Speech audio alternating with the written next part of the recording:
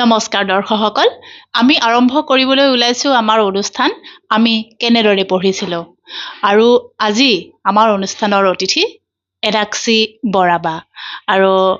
বাক আমাৰ অনুষ্ঠানলৈ স্বাগতম জনাইছোঁ। নমস্কাৰ। আৰু আমি বাৰ সৈতে বিভিন্ন কথা পাতিম, শৈক্ষিক দিশৰ কথা পাতিম আৰু ব্যক্তিগত জীৱনৰ কিছু কথা পাতিম। আৰু বাক প্ৰথমতেই সুধিব বিচাৰিছোঁ বাৰ পৰিচয়টো। আমিতো জানো বাৰু, কিন্তু দৰ্শকসকলৰ বাবে আপোনাৰ পৰিচয়টো আপুনি কেনেধৰণে দিবলৈ বিচাৰিব? নমস্কাৰ, মোৰ নাম এনাক্ষী বৰা আৰু মই তামোলপুৰ মহাবিদ্যালয়ৰ সংস্কৃত বিভাগৰ অধ্যক্ষা ৰূপে কাৰ্যনিৰ্বাহ কৰি আছোঁ আৰু বৰ্তমান মই ৰঙিয়াৰ বাসিন্দা। এইখিনিয়ে মোৰ পৰিচয়। আৰু বাক সুধিব বিচাৰিছোঁ যে বাৰ আনুষ্ঠানিক শিক্ষা ক'ৰ পৰা কেনেদৰে, বা ঘৰ ক'ত, ক'ৰ পৰা বিয়া হৈ আহি ৰঙিয়াৰ বোৱাৰী হ'ল, এইখিনি কথা অকণমান। হয়, আনুষ্ঠানিক শিক্ষাৰ বিষয়ে ক'বলৈ গ'লে আচলতে বহুত দীঘলীয়াই হ'ব, কাৰণ মোৰ দেউতাৰ চাকৰি সূত্ৰে আমি বিভিন্ন জিলাত বসবাস কৰিছিলোঁ। তাৰপিছত মোৰ প্ৰথম আনুষ্ঠানিক শিক্ষা আৰম্ভ হৈছিল গোলাঘাট বাল্য ভৱন বুলি এখন প্ৰি স্কুল বুলিয়ে ক'ম মই, প্ৰি স্কুলত। তাৰপিছত মই গোলাঘাটৰে 1 নং টাউন বুনিয়াদী বিদ্যালয়ত পঢ়িছিলোঁ। তাতে ক্লাছ 2 লৈকে পঢ়িলোঁ। তাৰপিছত দেউতাৰ ট্ৰেন্সফাৰ হ'ল, তেজপুৰলৈ আহিলোঁ। তাৰপিছত তেজপুৰতো মই মোৰ ক'বলৈ গৌৰৱ অনুভৱ হয় যে মই কলিবাৰী নিম্ন বুনিয়াদী বিদ্যালয়ত আকৌ প্ৰাথমিক শিক্ষা আৰম্ভ কৰিলোঁ ক্লাছ 2ৰ পৰা, যিখন বিদ্যালয় কলাগুৰু বিষ্ণু ৰাভাৰ ঘৰৰ সন্মুখতেই আছিলে। তাতে কিন্তু মই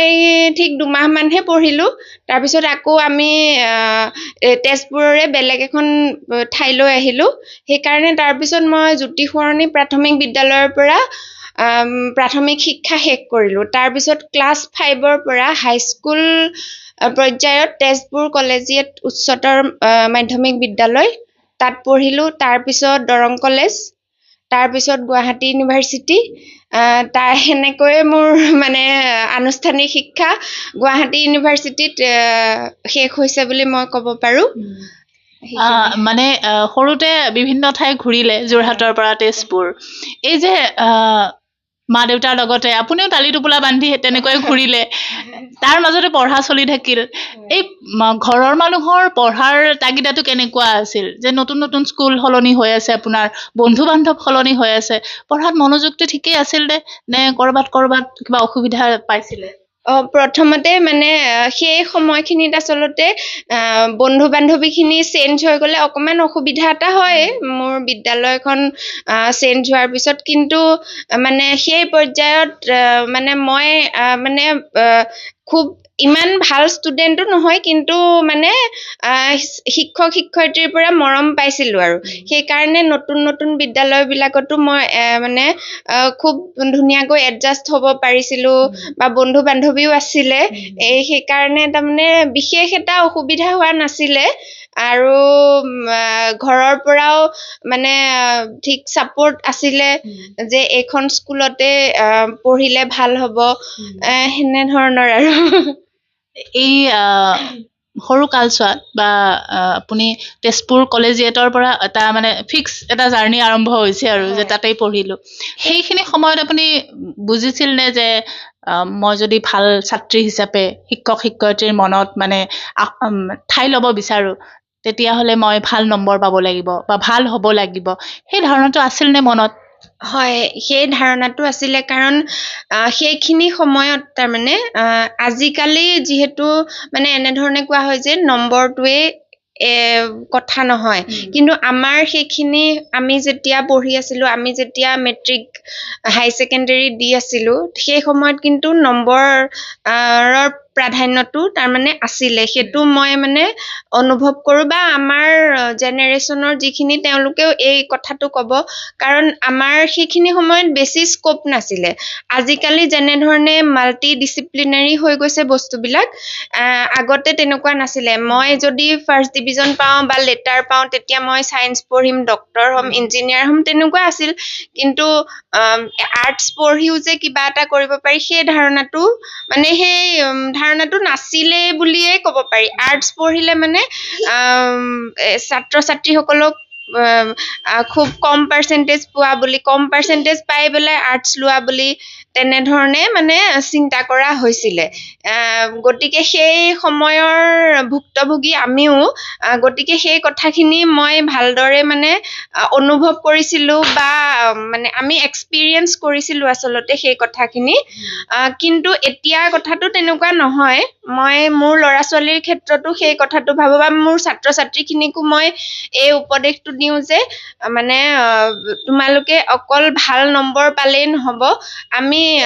অল ৰাউণ্ড ডেভেলপমেণ্টৰ কথাটো চিন্তা কৰিব লাগিব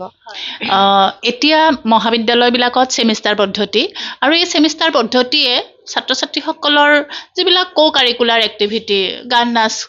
অভিনয় কোনোবাই ভাল পায় সেইবিলাকৰ পৰা কিছু পৰিমাণে ছাত্ৰ ছাত্ৰীসকল দূৰত থাকি গৈছে নেকি এই পদ্ধতিটো হোৱাৰ পৰা এটা বছৰ যেতিয়া আছিল বহুত সময় পাইছিলোঁ আমিয়ে পাইছিলোঁ বহুত সময় পাইছিলোঁ মাজতে এনেকুৱা ধৰণৰ কামবিলাক কৰিবলৈ মনে ভাল লগা কামবিলাক কৰিবলৈ এতিয়া সেই ছাত্ৰ ছাত্ৰীৰ কাৰণে সেই সময়বিলাক কমি গৈছে নেকি অকণমান হয় সেইখিনি অলপ তেনেকুৱা ধৰণৰ লাগে কিন্তু আচলতে আমি যেতিয়া এছেছমেণ্ট কৰোঁ বা আমি নিজকে যেতিয়া এছেছমেণ্ট কৰোঁ মই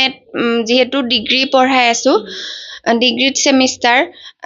মানে খুব কম সময়তে চিলেবাছখন চেছ কৰিবলগীয়া হয়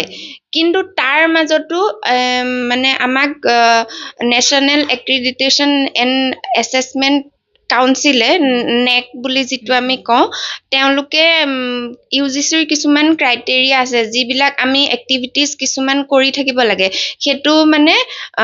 আমাৰ সমাজখনৰ বাবেই হওক বা সমাজখনৰ কাৰণে আৰু ছাত্ৰ ছাত্ৰীখিনিৰ মানে সামগ্ৰিক যাতে বিকাশ হয় তাৰ কাৰণে আমি কিছুমান এক্টিভিটি কৰি থাকিব লাগে গতিকে সেনে ধৰণৰ এক্টিভিটিৰ দ্বাৰা আমি তেওঁলোকক কিছু পৰিমাণে কো কাৰিকুলাৰ এক্টিভিটি কৰাবলৈ সক্ষম হওঁ তাৰপিছত কলেজ উইক বা তেনেধৰণৰ কিছুমান অনুষ্ঠানৰ জৰিয়তে আমি সেইবোৰ কৰাবলৈ সময় পাওঁ কিন্তু যিহেতু ছেমিষ্টাৰ ছিষ্টেম সময়টো বহুত কম হয় আৰু সেইকাৰণে তাৰমানে আমি অকণমান লৰালৰি হয় তথাপিও আমি যিমানখিনি পাৰোঁ সিমানখিনি কৰিবলৈ চেষ্টা কৰোঁ লগতে এতিয়া যিহেতু NEP 2020 মানে ইমপ্লিমেণ্টেশ্যন হৈ আছে গতিকে আমি তাত যিহেতু কোৱা হৈছে যে আমি ইণ্ডিজিনিয়াছ নলেজ ছিষ্টেমটো ডেভেলপ কৰি যাব লাগে গতিকে আমি যিমান পাৰোঁ সেই NEPৰ মতে কথাবিলাক মানে আমি ইনক্লুজিভ কৰিবলৈ চেষ্টা কৰিছোঁ যাতে তেনেধৰণে আমি আগবাঢ়ি যাব পাৰোঁ কিন্তু তাৰ মানে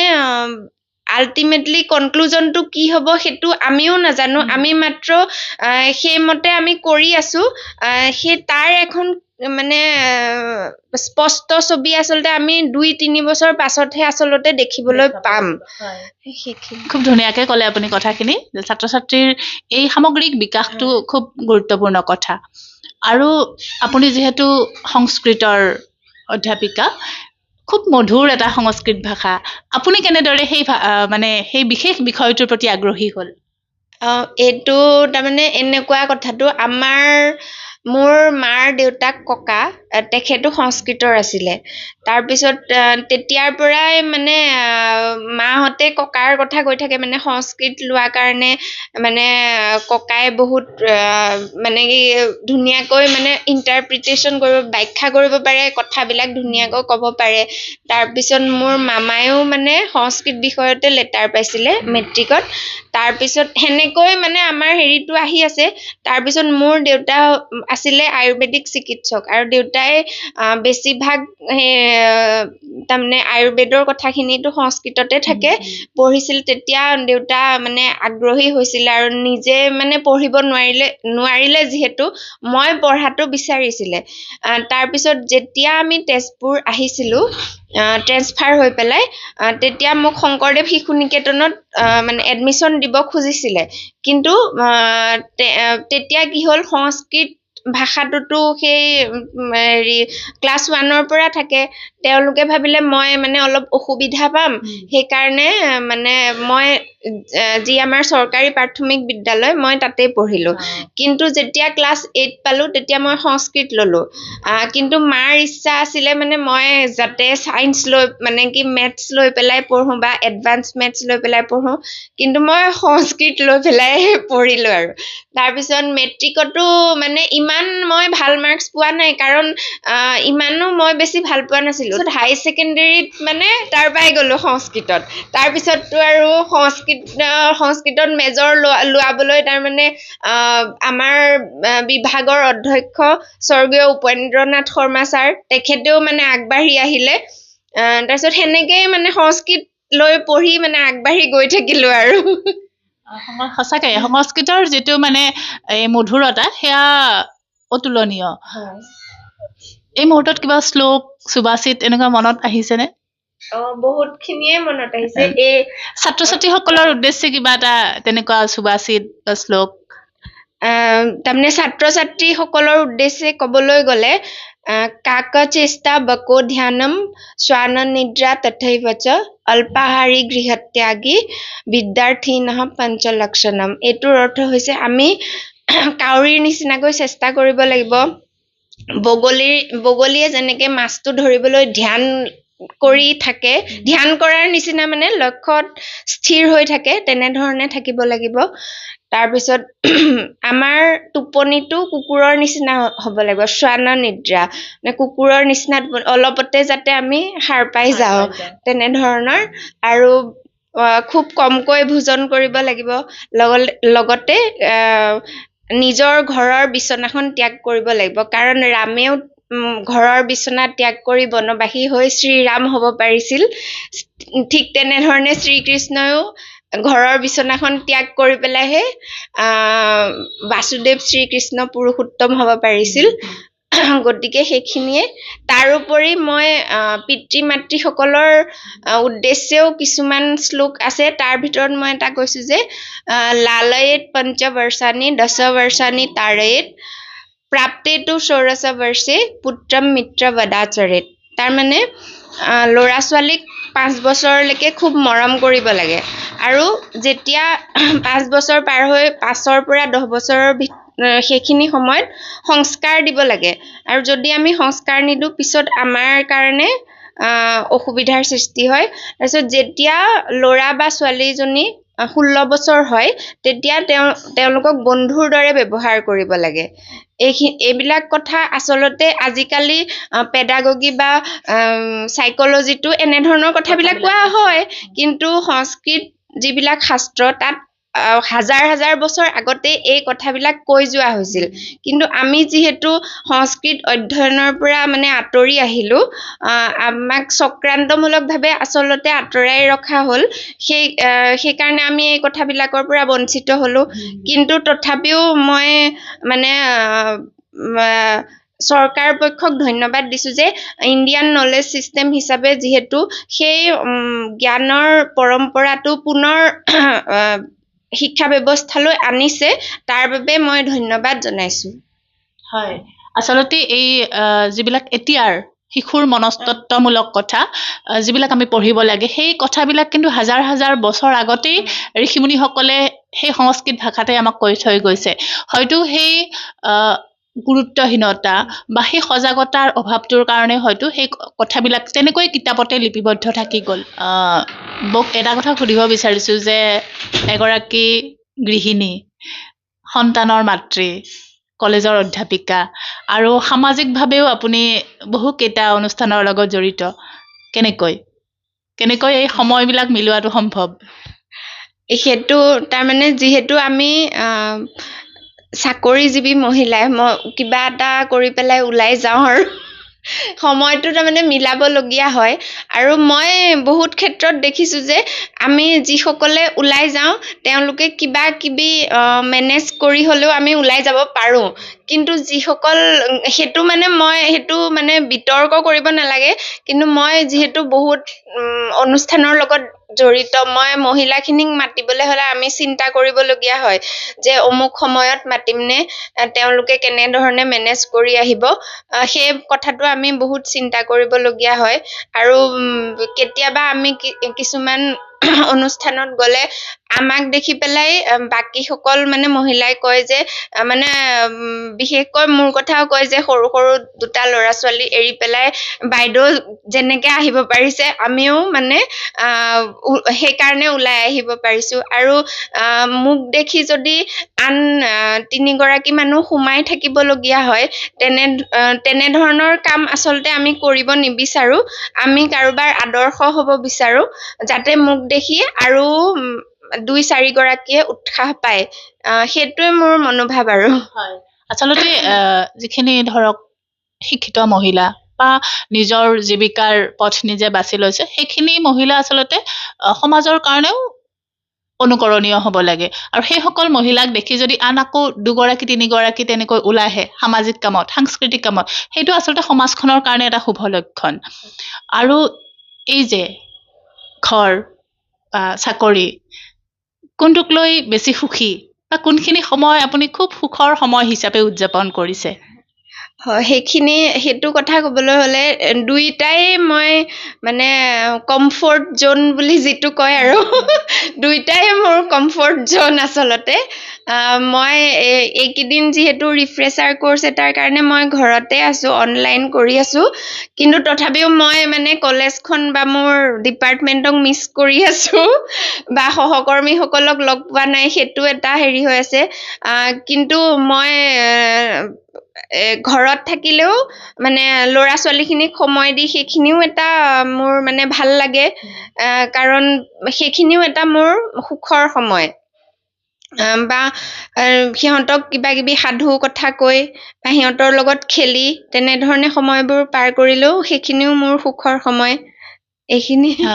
আপুনি সাধু কথাৰ কথা ক'লে যে আপুনি ল'ৰা ছোৱালী দুটাক সাধু কথা শুনাই আমি সৰুতে সাধু কথা পঢ়িছোঁ বুঢ়ীআইৰ সাধু পঞ্চতন্ত্ৰৰ সাধু ইছপৰ সাধু জাতকৰ সাধু খুব ধুনীয়া ধুনীয়া সেই কথাবিলাক কাহিনীবিলাক এতিয়া ল'ৰা ছোৱালী হিচাপে সিহঁতে সাধু শুনি কেনেকুৱা অনুভৱ কৰে সিহঁতে সাধু শুনি ভাল পায়নে সাধু মানে আজিকালি আচলতে ল'ৰা ছোৱালীবিলাকৰ এই যিটো ৰিটেইনিং কেপাচিটিটো বহুত কম সিহঁতৰ মানে আৰু ধৈৰ্য বোলা বস্তুটো কম গতিকে আমি অলপ মানে শ্বৰ্ট কৰিব লাগে আৰু ৰিল টাইপ কৰিব লাগে আমি যেতিয়া সাধু কিতাপ পঢ়িছিলোঁ বুঢ়ীআই সাধু তাৰপিছত ইছপৰ সাধু তেনেধৰণে গ্ৰীমৰ সাধু আছিলে পুৰাণৰ সাধু এনেধৰণৰ বহুত সাধু কথা আছিলে আমিতো মানে ইখনৰ পিছত সিখনকে আমি মানে পঢ়ি গৈছিলোঁ আৰু এতিয়াও মই কিছুমান 400-500 পেজৰ উপন্যাসো মানে ধৈৰ্য ধৰি মানে পঢ়ি যাওঁ কিন্তু আজিকালিৰ ল'ৰা ছোৱালীবিলাকৰ সেই মানে ৰিটেইনিং কেপাচিটিটো বা ধৈৰ্যটো সিহঁতৰ কম খুব গতিকে আমি অলপমান মানে অলপ সিহঁতৰ হিচাপত সাধুটো হেৰি কৰিব লাগে মই এদিন যেতিয়া ছোৱালীজনীক এই বুঢ়ী আৰু শিয়ালৰ সাধুটো কৈছিলোঁ তেতিয়া মানে তাইক এতিয়া মই সেই লাওটো দেখুৱাই দিব লাগে যে কোনটোৰ ভিতৰত মানে বুঢ়ীজনী সোমাই গৈছিল কিন্তু সেইটোতো এটা ইমাজিনেশ্যন আৰু মই গাঁৱৰ ঘৰত যাওঁতে তেনেকুৱা এটা লাও তাইক দেখুৱাই দিছোঁ কিন্তু তাই বিশ্বাস কৰা নাই যে এইটোৰ ভিতৰত যে মানুহগৰাকী কেনেকৈ সোমাই যাব গতিকে সিহঁতি হৈছে এআইৰ মানে যুগৰ ল'ৰা ছোৱালী গতিকে আমিও সিহঁতৰ মানে বৌদ্ধিক ক্ষমতাৰ লগত খাপ খুৱাই পেলাই মানে সাধুবিলাক ক'বলগীয়া হয় তাৰমানে মানে এতিয়া ল'ৰা ছোৱালীবিলাকক যুক্তি আৰু বাস্তৱসন্মত কথা হ'লে সিহঁতে মানি ল'ব নহ'লে আমাৰ সময়ৰ সেই সাধু কথাবিলাক সেই যিটো কল্পনাৰ জগতখনত আমি বিচৰণ কৰি ভাল পাইছিলোঁ এতিয়া অকণমান হয়তো সময়ৰ লগে লগে সলনি হৈছে সঁচাকৈ এইখিনি সময় খুব ধুনীয়া সময় আমি পাৰ কৰিলোঁ বৌ আমাৰ অনুষ্ঠানলৈ অহাৰ বাবে আপোনাক ধন্যবাদ জনাইছোঁ আৰু দৰ্শকসকল ছাত্ৰ ছাত্ৰীসকল নিশ্চয় আপোনালোকে খুব উপকৃত হ'ব এই কথাখিনিৰ পৰা আমি অনুষ্ঠানৰ শেষলৈ গৈছোঁ চাই থাকিব বাতৰি অসম চাই থাকিব আমি কেনেদৰে পঢ়িছিলোঁ ধন্যবাদ